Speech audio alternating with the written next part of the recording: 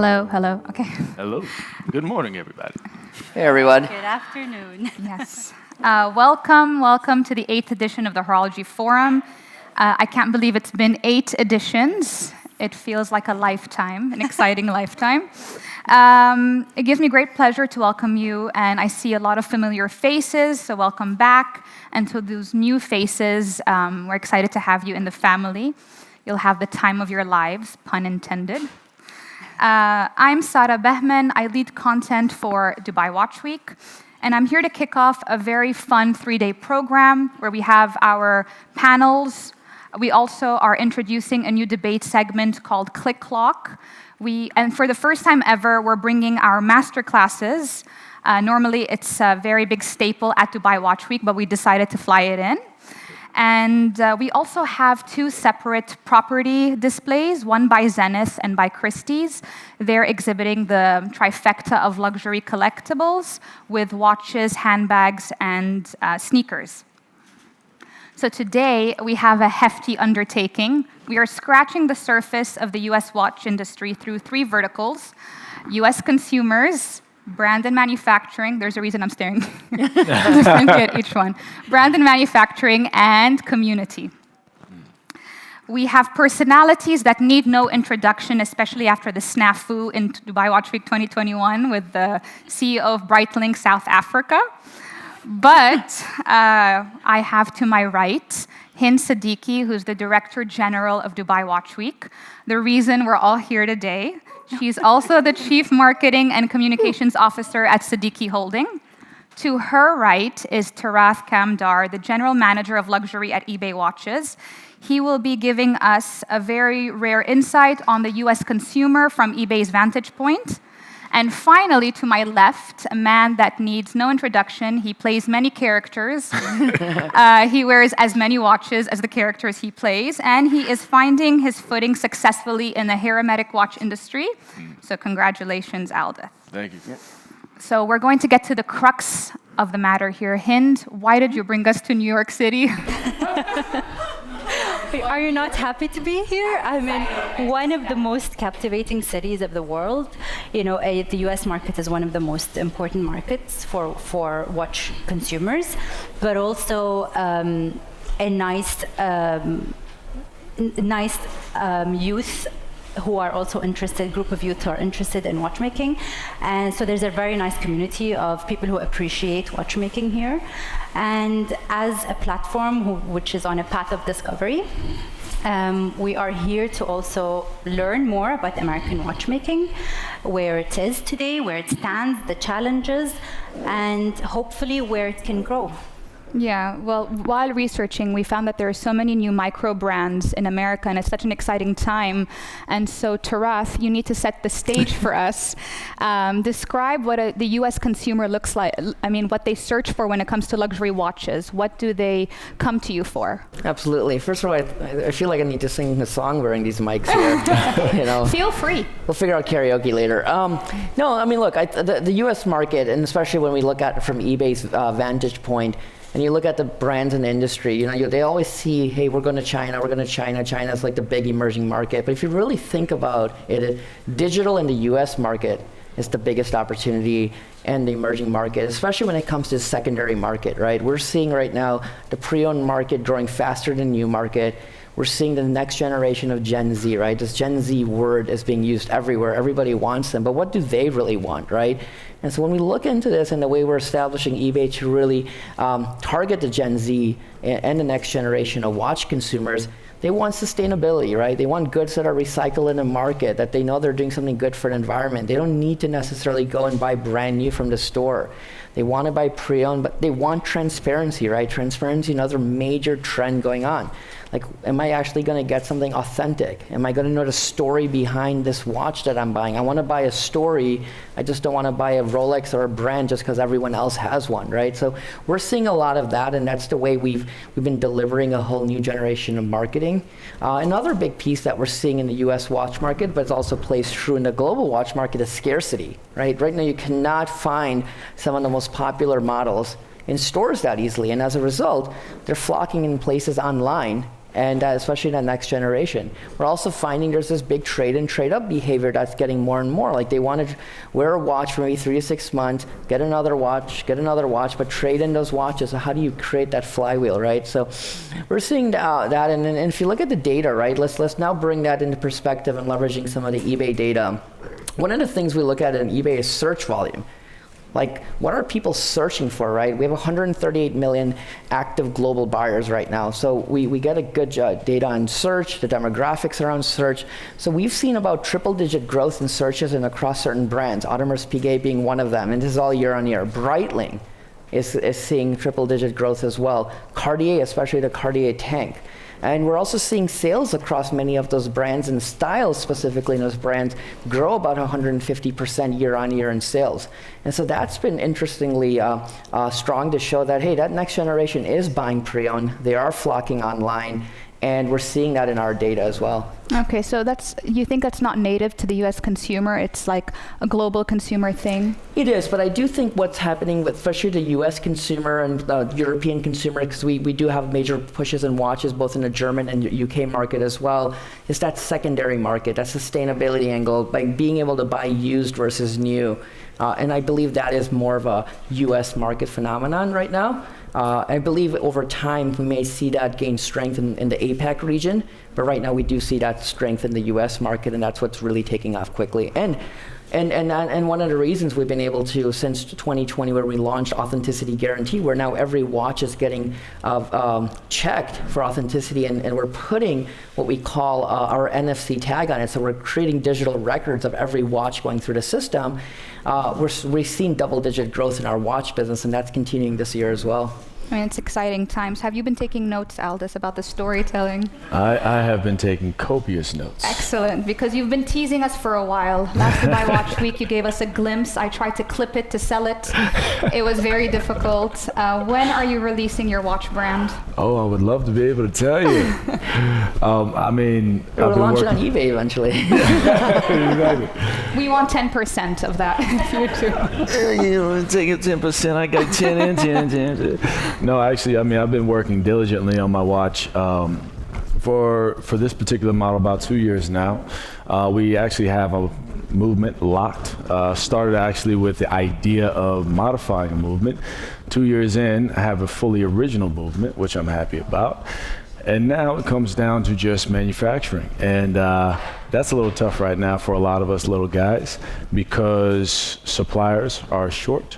When it comes to the level of work that we need in terms of detail, because it is an original movement, there's a lot of tooling that needs to be made and cast, things like that. So finding the right people to do that gets difficult. I'm sure some of my associates in the room who are at the head of their own companies understand the problems we are facing in terms of production and development. So it's just going to cost me a little bit more patience before I can actually, release and find my slot. Did you ever consider making the watch in U.S. soil? Oh, absolutely.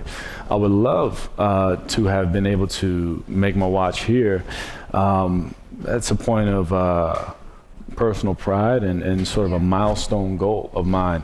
We have a lot of fantastic watchmakers, very skilled, very talented watchmakers in this country. However, we don't have the foundational support when it comes to facility. The kind of facility that we need to dip into that sort of horologerie when it comes to making a watch of quality that can stand up against like an H. Moser, something like that, an MB&F, that kind of quality, a Grubel 4C. When you're talking about that, we do need the facilities to support that. We need the houses, we need the factory and the machines and all that. Mm-hmm. It's sort of dispersed here, so to really put that all together, you're talking about a crazy endeavor that's going to cost you more time to put that together than it will take to actually make the watch. So the smart thing is get the watch made. How you can get the watch made, use that to then push into further goals beyond that to support the watchmaking culture here in the States. And to be honest with you, that is a part of my agenda. Okay, that's actually really good to hear. So you're taking it nationalistic. I mean, I love this industry. I love what we do. I love working with my partners overseas, and that's never going to stop. But it's a point of access and comfort, to be able to take walk down the street to go to the factory instead of having to take a flight to go figure some things out and really work it out in the moment. It really does help expedite the process. And then from my perspective and other perspectives, other people who are watchmakers, we get to learn a lot more about what it is we're doing, because when you're creating something new and trying out, testing new treatments and, trying to manipulate materials in a different way, it is wholly an experimental process. And there are a lot of things, there are a lot of unknowns. So, you go down there, you test and you play with stuff a little bit, and you actually discover a lot more when you're right there in the process organically with your hands, on the machines, on the materials. And that's what I would love to have access to. Yeah, and like Tirath said, Gen Z is looking for people with story to tell and like social causes. So I think you would definitely play to that part. Oh, I've got plenty of stories to tell. That's true, actually. Hind, do you think American media or the watch media in general do enough to promote American watch brands? I think the American media and the media in general are always, there for any brand that comes into the industry, and they're very welcoming. Even the new brands that come on board, I think they're more supportive to new brands, and they show them support, and they really interact with them. It's a matter of what storytelling comes from the brands and how they present themselves to the media. And I think they're there and they're ready to support them. And we have quite a few who supported us as a brand, as a new event platform. Without them and without their support, we wouldn't be where we are today. So I think they're ready. It's just give them the information they need, give them the access they need, and for sure 100% they would support you. And I think the new brands have the advantage of doing things out of the box, and offering the press. Also, the press would like to have access to experiences, to storytelling, so they get that chance to approach things from a different angle, an out of the box angle, which is something I would encourage a lot of brands to start doing. Yeah, so Tirath, do you agree? Do you think the onus is more on the brands to have better outreach to the press, American brands in particular? Absolutely, but one of the things to look at from the consumer angle is there in this market specific, there's so much clutter out there, right? You go on TikTok or all these new channels that are spinning up where watch brands are starting to play a role, but like, how do you really stand out? How do you get your story to stand out? And how do you do it under 10 seconds? Because you have to kind of feel like everyone has ADD in a way, and you have to get that cut through, right? There's a lot of wonderful brands that are being created in this country, in the watch industry. I think the big challenge is they're having a lot of trouble getting through the media and getting cut through, right? And I think, but we've also seen many brands, hey, they built a great social following because they just did a really good job of selling stories, not product. And on the Gen Z front also, I think there's a lot of businesses that are being created and creating their own like certified pre-owned watch businesses, right? Which has been pretty great. And in the last year, we've seen about 80% of Gen Z are buying pre-owned over new. And so that trend's just going to continue. So I think there's a lot of new brands being created on how do you create secondary watch brands, or how do you create watches from recycled materials, right? And I think that's been pretty interesting too. And we're starting to see watch brands create that from cases to straps and so on, and starting to use those materials a lot more into their watches. So you were saying, so do you think that is what's driving a renewed interest from Gen Z, is the sustainability factor like you were mentioning? That is one. I think the other one in this country is also alternative investment classes, right? Crypto goes up and down. You have to believe in long term, but there's all these new ways of investing. And people are wanting to also invest in their passions, right? So if you're a watch collector, great, you're not only buying watches to put on your wrist, but your people are starting to buy watches to just say, hey, I'm going to invest, I'm going to hold this 2-3 years and go. And that's the reason we launched what we call the Vault on eBay. We're now storing goods in a 31,000 square foot facility in Delaware. Eventually we'll have it in luxury where we can hold watches that you never need to take possession of and then make investments into them. Similar to what you can do with gold. Correct, and it's an alternative investment class. Look at the pricing, right? The prices in the secondary, in the markets have just skyrocketed. When Rolexes are selling 2-3 times above retail, that's phenomenal. But what's interesting, on the contrary, a lot of people think over the last 6 months prices that were coming down. We actually ran a really good data analysis recently. No, prices are actually holding strong still. And in certain brands, like even like Breitling and Tag, we've also seen increases in prices. A lot of flippers are so excited you said that. Yeah, to be honest, man, that's probably the number one question I get from a lot of new consumers or people who are trying to find their way into it. It's like, which watch is the best one to invest in? Yeah, for sure. I'm like, I can't tell you that. I can only say buy what you love. Yeah. But that, the idea of investment class, I think does, in terms of the brands, it does help us in a certain way. We just have to figure out how to utilize that in terms of the storytelling, because people are looking at growth and valuation. They see all these watches, like they see what happens with the Nautilus, which I don't know what it's like 70, 80 retail, but then on the gray market, it's like what, 240, depending on which one you get. There's the steel Nautilus that has now usurped the gold just because of scarcity, right? And then people, the consumers, form their own stories based off of that. I have this because of X, Y, and Z. This is what it means, and I got in, so now I'm this kind of consumer. I'm this kind of person. It's a part of defining who they are for themselves, and just the idea of the interest, that the nucleus of that interest is something that we can tap into, because it's something that, if leveraged properly, can really, really help in terms of substantiating our value going forward in the future.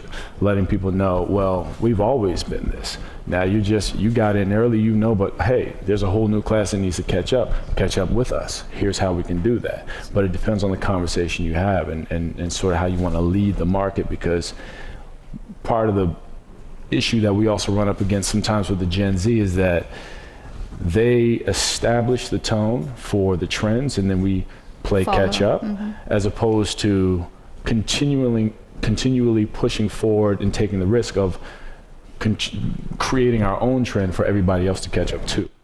Sorry, so just to clarify, you're saying that the fact that people, Gen Z or even millennials are looking at watches as an asset class, that allows you to, it gives them the ability to have their foot in the door, and then you can divert them and be active, try to actively divert them to other brands? Well, I think that it can be used strategically, is what you're saying? I think it can be used strategically when it comes to maintaining people's interest in horology. Okay. We talk a lot about watch brands, don't often talk about watchmaking. And watchmaking is really what substantiates the sort of the legitimacy of certain things. What are the innovations that we're introducing? How are we working with new materials, right? When we kind of get people to love the two, which I've had many conversations with people where they say, oh, I like this watch because da-da-da. Well, let me tell you how they made that. Let me tell you what's different about this, da-da-da. And then they say, oh, that's why. Well, why is this watch going crazy on the market? Because of this, and this. And when they understand the history and the value, they sort of latch onto that and make it their own story. Yeah. So I think that because people see watches as an asset class when it comes to investing, before I sort of rejected it because I didn't understand it naturally, but when I really dug into it, I said, oh no, there's a real opportunity here, because it's the start of interest. And because we understand the base of that interest, we can then find our way in there to continue the conversation that they've started, but on our terms. Yeah, so it's an opportunity, it's not necessarily a challenge. No, it's an opportunity. It's an opportunity. I think they're not only investing in the watch, but hopefully they're getting to know the story in that process. Right. And as they grow, they can probably own one. And what I like about it is not a lot of people can afford a $90,000 Audemars Piguet or an MB&F. But what if you could say, I'll put a $500 investment into it, right? And fractionalize investing. And I think that's becoming very popular for that Gen Z, to exactly to your point, that they're buying into that and buying into the story, and hopefully over time becoming watch lovers. Yeah. No, that makes complete sense. Tirath, which American brands do you think are still sought after by enthusiasts? Which one held up their name and equity? I think Hamilton. Yeah. It was made in Pennsylvania, has a really great story, an American story, and it's held up. It's a really great collection, especially the vintage Hamiltons. Yeah. This is very cool to wear. They're fun watches, affordable for the mass audiences. So I think that's held up well. Their stories have held up as well. Okay, that's nice. Hind, after hearing what Tirath is saying, why are you looking at me like that? I'm waiting for you to ask me. She was going to say something about Hamilton for a second. After hearing what Tirath and Aldis is saying about the opportunities that are present in such a burgeoning market, do you think the American market doesn't have anything like Watches and Wonders or Dubai Watch Week? Do you think if we had a Dubai Watch Week and it were open to the public, would that drive more interest for American brands? And do you think that would even propel new constituents to want to enter the market? I think it depends on the platform and how it's going to be designed. I mean, when we've worked on Dubai Watch Week and the concept behind Dubai Watch Week, we always said that's going to be a non-commercial platform. Yeah. And I think if we started the platform with it being commercial, we wouldn't be where we are today.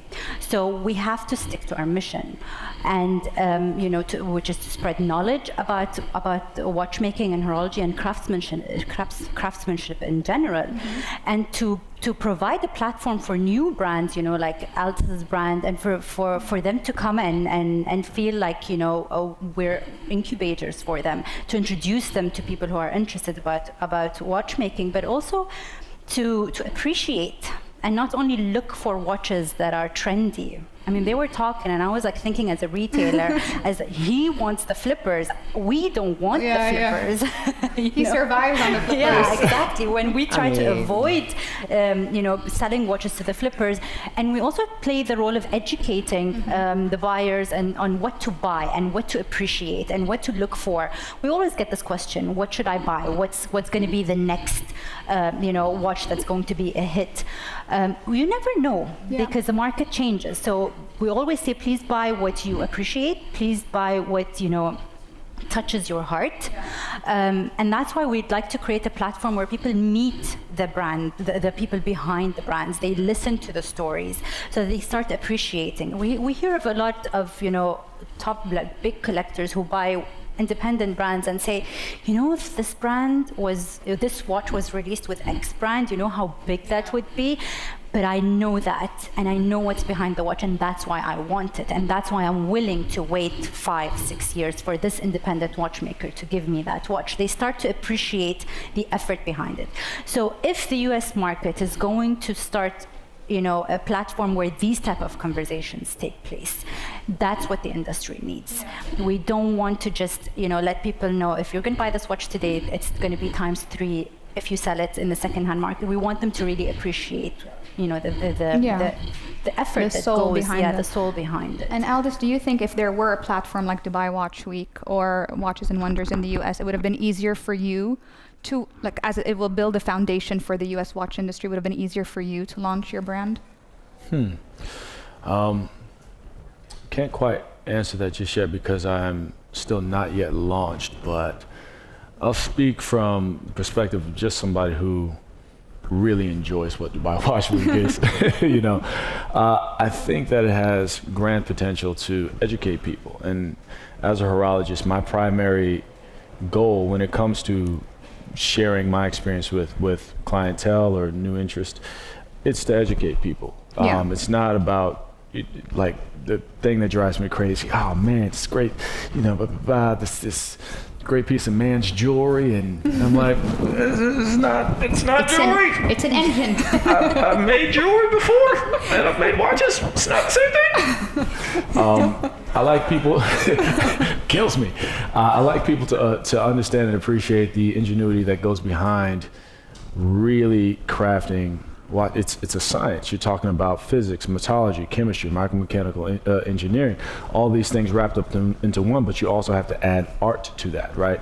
So I think that for me, something like Dubai Watch Week does give people the space to understand in a very personal and relevant way where the value is of a watch and why you want to buy a watch. And to your point, it's not about buying it because it's trendy.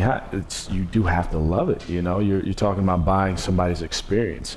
You know, people used to ask me why I buy watches. I said I was buying Watchmakers. I'm buying lessons because that's how I taught myself about the value and the difference. Nice. Yeah, of making watches. It's how I buy stuff, take it apart. Sorry. Reverse engineering. And yeah, that's how I learned and taught myself. Oh, this is where this goes. This is what the gear train is. You know what I mean? So, I think there's massive appeal and benefit for the presence of a Dubai Watch Week, and I definitely think it's a great benefit to support watchmakers. However, I do also agree that a part of the value and the power of Dubai Watch Week is in the privacy of it, the non-commercialized, because then, I don't know, there's just a value that you don't release fully. It's you keep it, you hold it, and then you understand who the audience is, you understand the direct conversation you're having, and then you understand when it comes to growth, how you want to grow and where you want to grow. I think the strategy becomes more sharper, it becomes sharper, more clear, and more specific when you keep things, you know. I think about it in terms of, I guess, as far as an example, I never plan, as far as my watch brand, I never plan to go public or commercial. It's always going to be independently held. Yeah. You know, there's a reason to that. It doesn't matter if I sell 0 watches, it's going to be home, you know, because it's going to start like that. It's Talk to yeah. a lot of independent watch brands, you know, like nobody believed in them at the beginning, or very few did believe in them. Yeah. But stick to your passion. Maybe Yes. you can do product placement in your movies. yeah. Maybe I already have. Which movie? I don't know, there's one coming out next month where That's there's a prototype in there. Oh, nice. Maybe, possibly. We should ask John, clip it. Heard here. So, Tirath, I have a question. Do you think U.S. consumers are interested in Made in America watches? Do you think having Made in America hinders, or does it further propagate the sales and the watches selling at premium? I don't think it's made in America or made in Switzerland. Like it really goes down to what we've been talking about. It's buy for your passion, buy because it really resonates to you. And we're seeing that in our own data, right? We have both Made in America watches on eBay as well as the Swiss watches, right? And both of them do really well because people are buying what they love, right? And also we're seeing that from our supply side, right? I know flippers. Flippers are a very small percentage of our base. It's actually coming consumers' closets. That's where the ultimate goods are coming from. And how do those consumers' closets come online? Whether they're coming online directly, which is about I would say a third of where our supply comes from, or is that coming through partnerships that we have with like Watchbox, as an example, as a huge selling partner on eBay, right? Or the direct brands that are now starting to come on eBay, because to your point, the brands need an avenue to tell their story to a larger audience. And so we're seeing both Made in America brands coming on eBay, as well as some Swiss brands that we'll be announcing soon directly coming on eBay to tell their story through the channels that we've created. Any hint you can give us? Soon. Hind, as the CMCO, as like he was mentioning, it was important for brands to tell their stories. And you happen to be the Chief Marketing and Communication Officer of Seddiqi Holding, whose longest standing business unit is Ahmed Seddiqi & Sons, also who happens to be the founder of Dubai Watch Week. You have over 60 brands in your portfolio covering various price points. What would it take to get an American brand on your shelves? And how do you think American micro brands can scale and tap into global audiences? All they need to do is come and knock our doors, show us what they have, reassure us that there is passion behind what they're doing, and that it's not a one-off kind of collection that they would launch. We've always started with brands, with independent brands who came knocking on our doors. And I mean, I'll use Max as an example, because he tells the story that he came with his first watch and he didn't know actually before making the watch if he came to us and said, would you retail my watch? And we said, of course. and was very difficult to sell for a few years. But today, you can't. You have to be on a waiting list for an MBNF. So we will always be there. We'll support them. We'll play the role of incubators. We will also direct them on the Middle East market and what the market wants and needs and what it's looking for. So as long as they have the passion, as long as they're flexible to listening and hearing from our experience, being the retailers who sell directly to the clients, I mean, we're open to support them. Okay, nice. I think it's a good lesson for all of us. I'm taking notes. You're taking copious notes. Copious notes. Do you think American watch brands would do well in the Middle East? Look, I believe that there are so many brands that came up, whether they were made in Switzerland or made in Russia, or the watch collectors really appreciate a good watch. Yeah. And it doesn't, and they don't have to start with, haute horlogerie. It doesn't have to be a very complicated watch. We have Ferlin Murray that we launched collaborated with last year during Dubai Watch Week, and big collectors wanted their watch because price was good, it looked amazing. And you can feel their soul in that, in their creations. Right. So I don't think there's something that won't work unless it's like something that nobody wants, basically. Yeah. If I may piggyback on that, because I agree with that fully. I also think it's about DNA.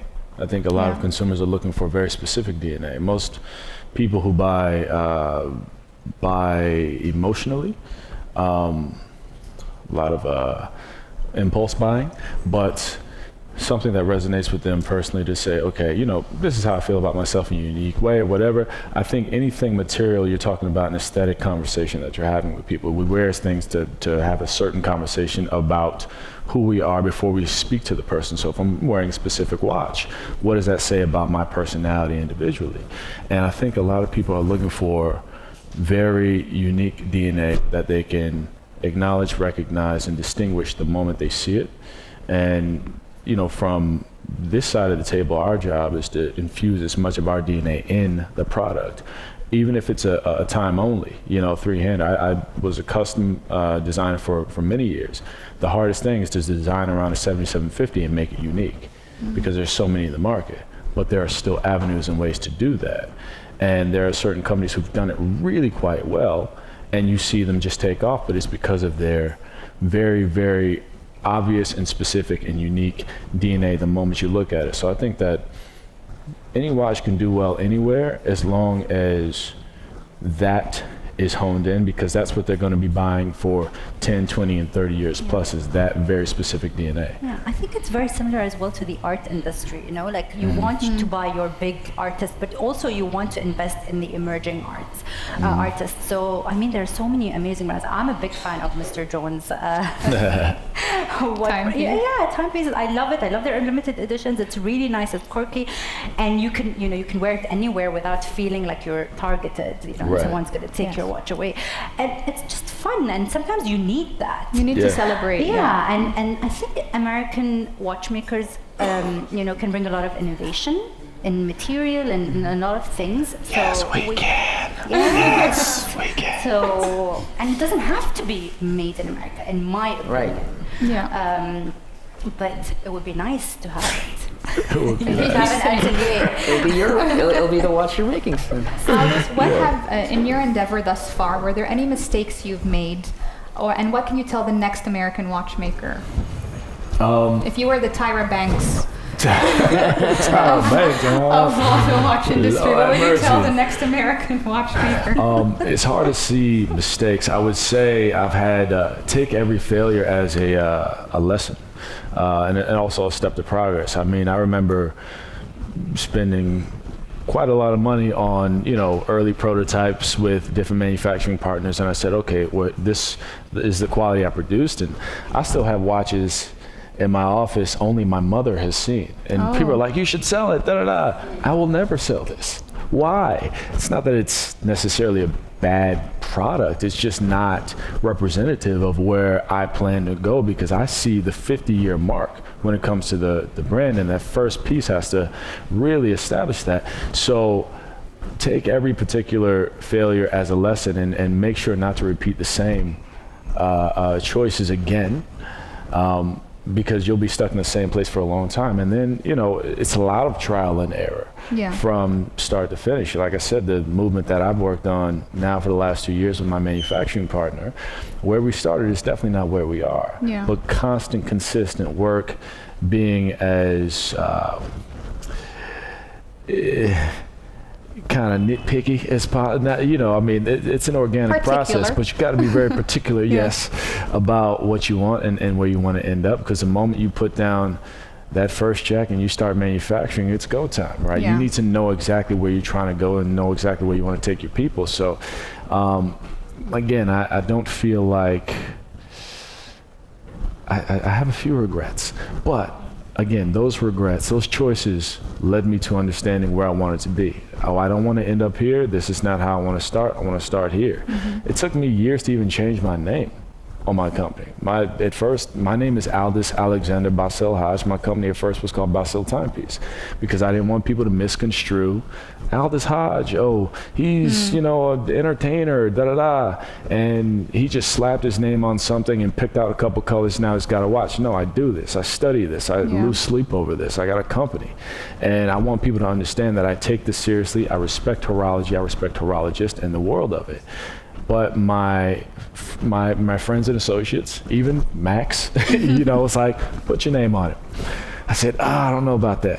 He said, look, even a buddy of mine, Robert, was like, look, when people see the quality, that's what's going to establish their idea and their view of you and your brand. Don't worry about what people are going to say no to or how they're going to reject something. Worry about just the quality and let that speak for itself. Exactly. Yeah. So go with full confidence into whatever you do, however you do, and just don't beat yourself up over the small,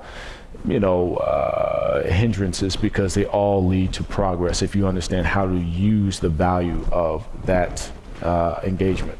Now let me ask you this, because you were bringing up some excellent points. As a watchmaker, down the line, let's just say in the next 100 years or 200 years, how would you feel about somebody else reviving your watch brand and taking it perhaps in a different direction? Well, I really built out my brand for my future lineage, whether it comes down to, my kids, grandkids, nieces, nephews, whoever, right? So I would definitely be super proud if it was one of my family members. If it was not somebody I'm related to, but they wanted to revive my brand, it depends on intention. Are you reviving it to turn it into something that it is not? Or are you reviving it because you respect the foundation of what it is and you want to celebrate and sort of expound on that? If that's the case, of course, through the years, I plan on taking on, once I reach a point of maturity, plan on taking on apprentices and rearing, new young watchmakers. Because I'm a trustee of HSNY. That's what we do in terms of supporting young watchmakers in their future. So I would love for somebody, if they actually understood the value of why I started this, if they wanted to continue that, I would be honored. And this that's is perfect. Amazing. And you're very brave, actually, to start the brand in horologerie. To be honest. Well, I don't know. I think crazy might be the word. No, but, brave. It's a mix of both. A mix of both. Brave, crazy. Good God, I'm passionate. That is for sure. Aldis, they still call us crazy because we started by Watch Week. It's a label. With the amount of money we spend on it, But the thing is, you gotta be, because crazy introduces new. Again, speaking to Max, his designs push. They push.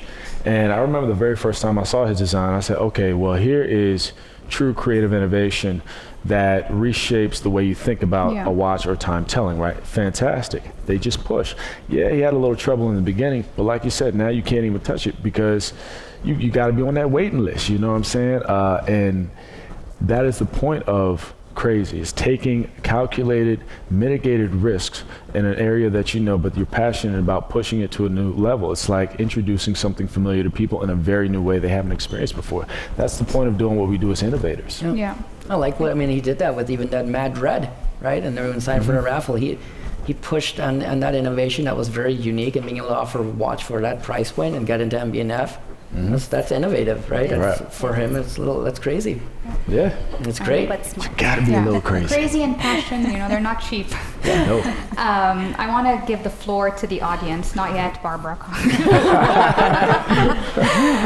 So, sorry, I just have a final question. I'm going to land this plane soon, I promise.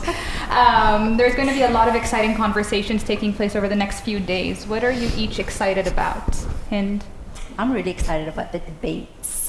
I am me too. It's our Debates, latest yes. format, and we've got Barb who's gonna run it. Yes. Because No anything stranger. new we bring, Barb gets it, and she's gonna drive it, and I think it's gonna be very exciting. So I'm looking forward to the debates. What about you, definitely. Tirath? Oh, I think the sessions that are coming up, as you noted, like tomorrow, and just more education for people to learn about something new in the industry that they've never learned before, right? And I think that's the fun part. And I think excited about just meeting people who are fans of the industry and having conversations. So the networking. Yeah. And what about you, Aldis? Well, I'm excited to reconnect with my friends. Yeah. There's that. Definitely excited to learn about what's been going on in the industry, and this is sort of where this is my library, and then also the debates. Yes. All right, I'm opening the floor. Thank you guys so much for your time. Thank you, Sarah. Thank you. Thank you.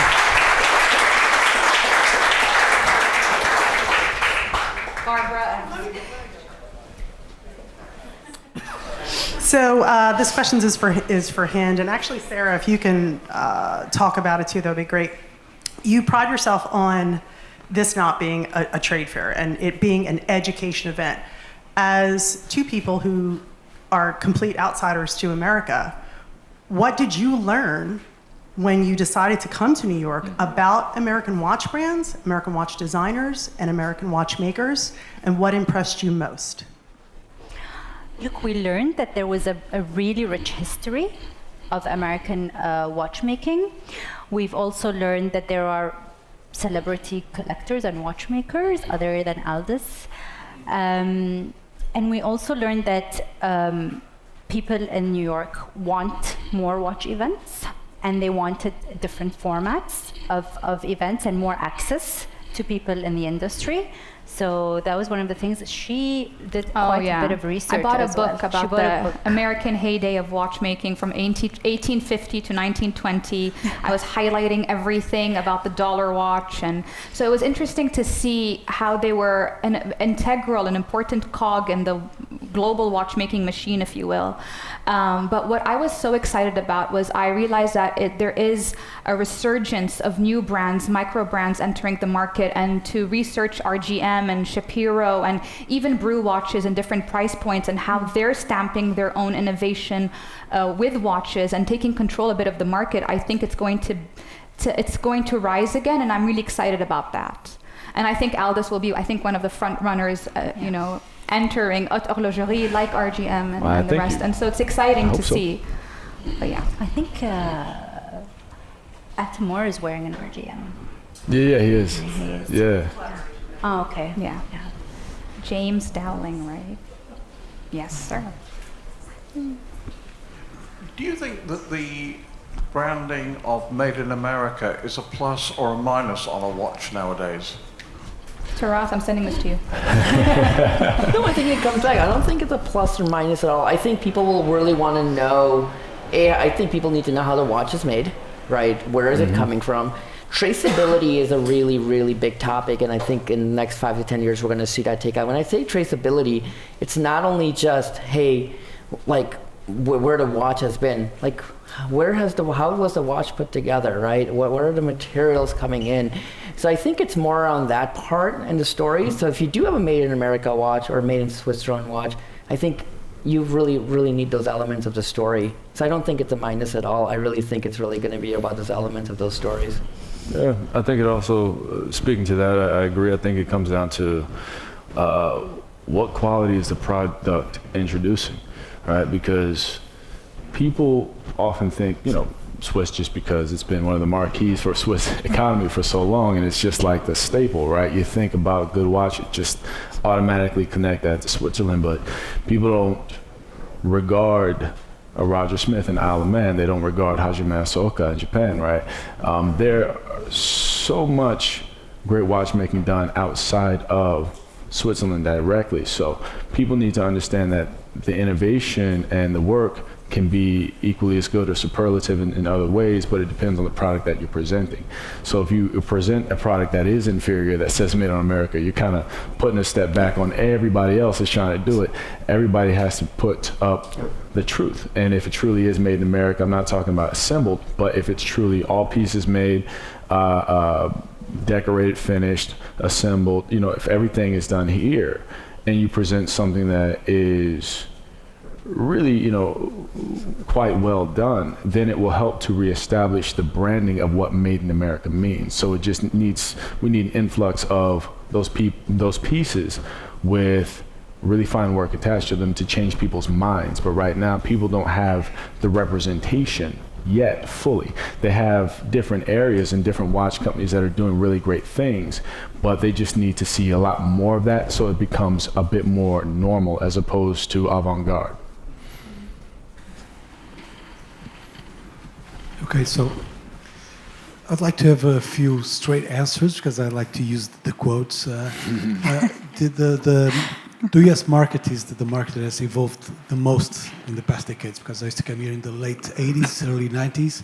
People would only know about Rolex, Tag Heuer, and Breitling. They would go crazy about my Zenith because you couldn't buy a Zenith in the United States back then. Why isn't there a brand? Of course, you have Brew and Autodromo, a few micro brands, but not really successful on a global scale. Why is there an American brand that is successful worldwide? Of course, we have Apple Watch, which is the best-selling watch in the world now.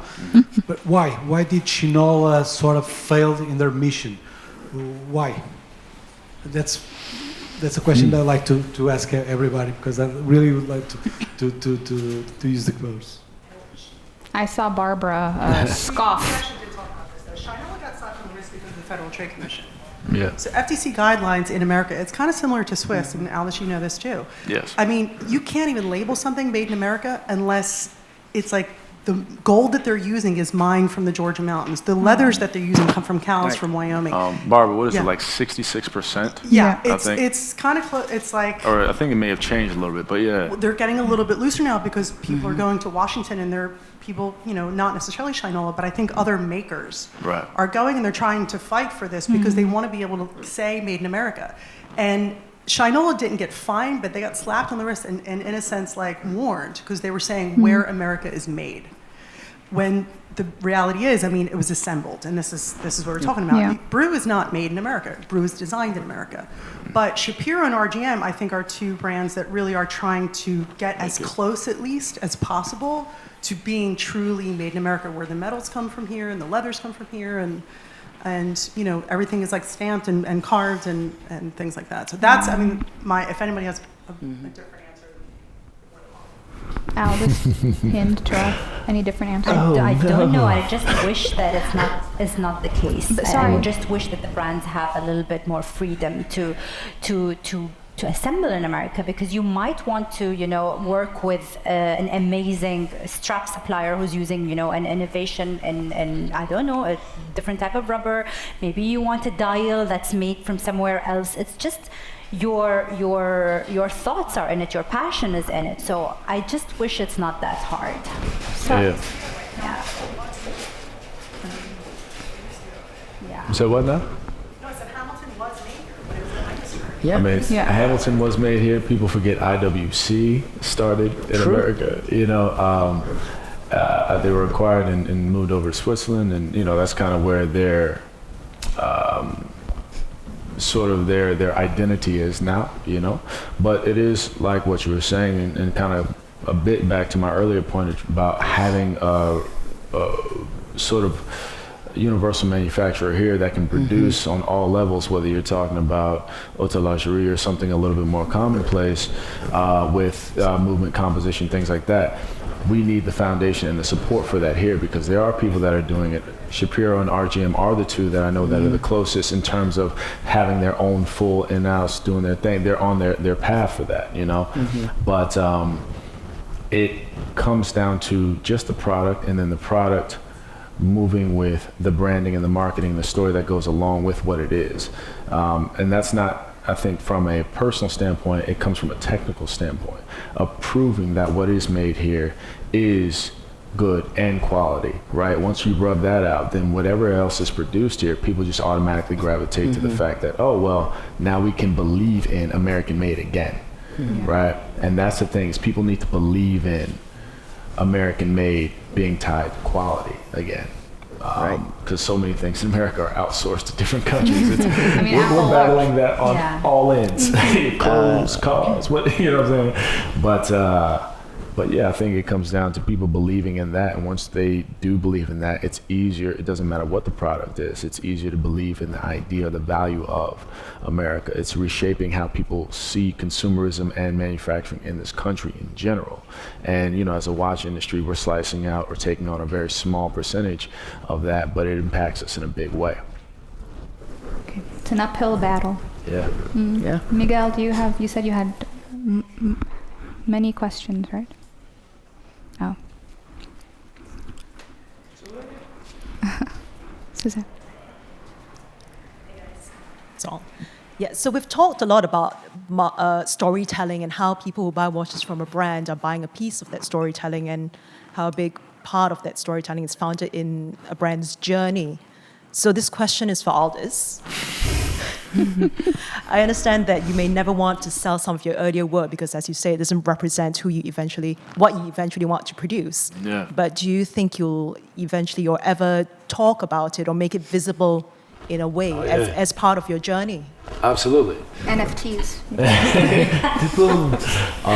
No, I think those pieces that I have locked away somewhere in a vault or storage facility would eventually come out. I think it's valuable to show people where you eventually started to where you are now. I keep a sketchbook that I've had for like 16, 17 years with my earliest innovations all the way to my latest. There's a graduation there, maturity that shows the growth, my intellectual growth when it comes to horology, my approach to horology. It also shows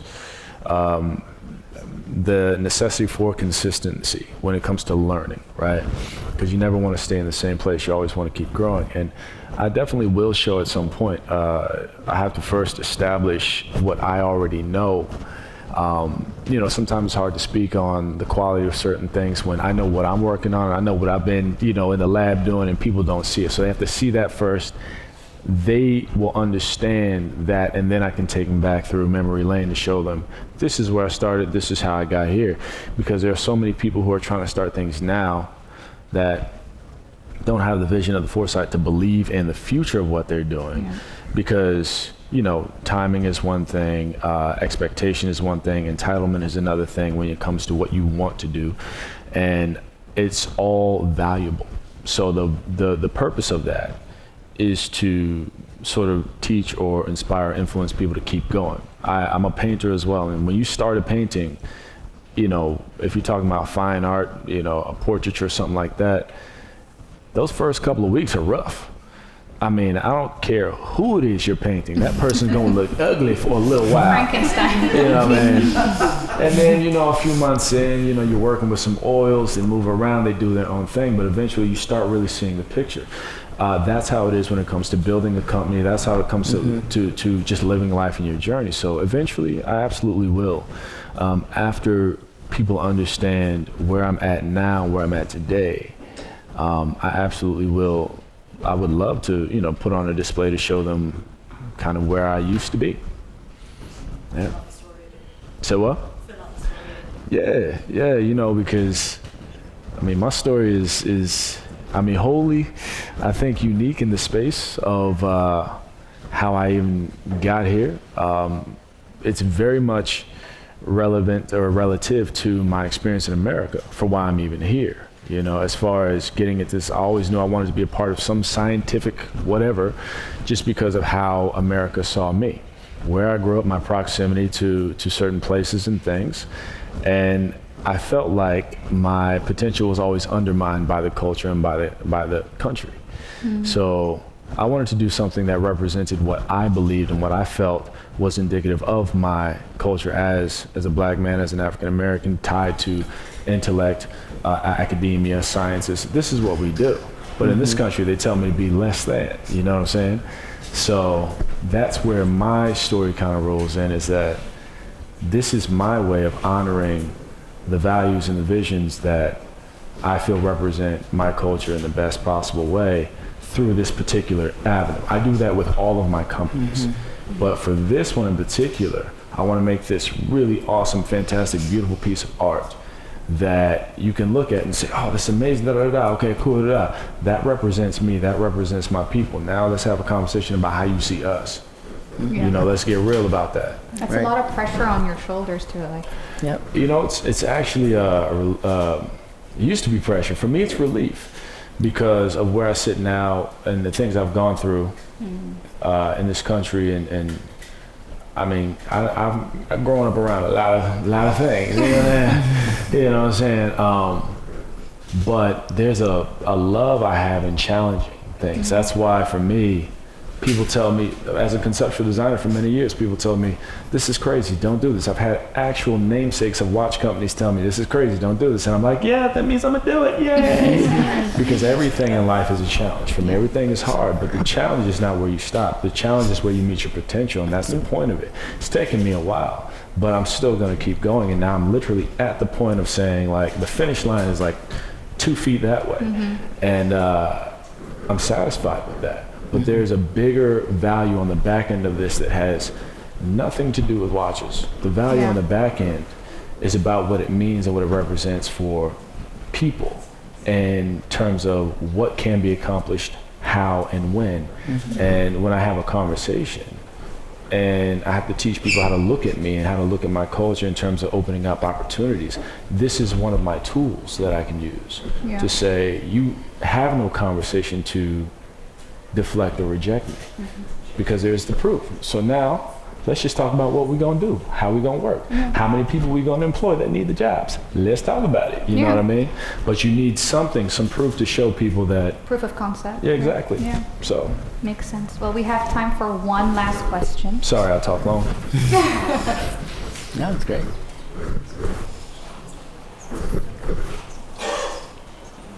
So Tirath, you talked a fair bit about, the market prices going up and the prices going down and prices stabilizing.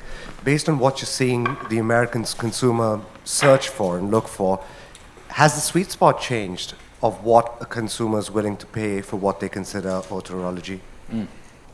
No, the sweet spot, the pricing hasn't changed. We are seeing, over the last, year on year, over the last 3 years, we're seeing them spend more.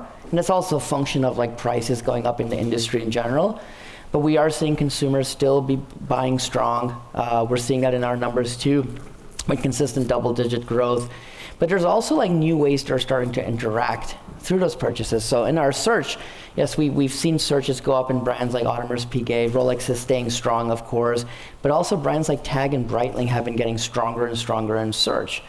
Even brands in the watch industry, Bulgari, the Serpentine models, have seen strength as well. So yes, we're seeing prices holding up, certain brands actually increasing, and people are still buying strong. So that's been great so far. And we believe that's going to continue. Look, there's a lot of economic uncertainty headed into next year, right? That's still in a lot of people's minds. But we don't believe we're going to see a major decline in prices. We believe we're going to enter a strong market next year. And the industry itself in this market is expected to grow double digits for the next 3 years at a minimum based on our research. So we're excited to hopefully keep playing a role in that strength and hopefully prices hold up. That's an excellent point to end on. Fortuitous. Well, thank you guys so much for attending the panel, and welcome to the 8th edition. Thank you.